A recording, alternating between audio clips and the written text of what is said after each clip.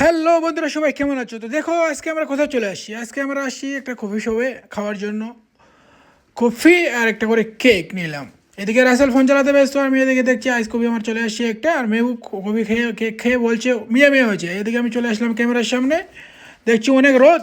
আর এটা হচ্ছে drive through, মানে এদিকে গাড়ি দিয়ে হয়। একটা মুর ক্যাব, আমি একটা এদিকে কফিটা খাচ্ছি, দেখছি কেমন টেস্ট হয়েছে। না, ভালো হয়েছে। মেহবুব এদিকে হাই দিয়ে দিল সবাইকে, বলছি কেমন আছো। তো দেখো, কেকটা অনেক মানে ভালো কেক, একটা এটা খেজুরের কেক বানাইছে। তো আমি কেকটা খাইয়ে দেখলাম, না সত্যি কেকটা ভালো। মেহবু বললো কথাটা ঠিকই, মিয়া মিয়া, হ্যাঁ। তো এদিকে আরেকটা কেক দিয়েছে, এটা বাটারের কেক।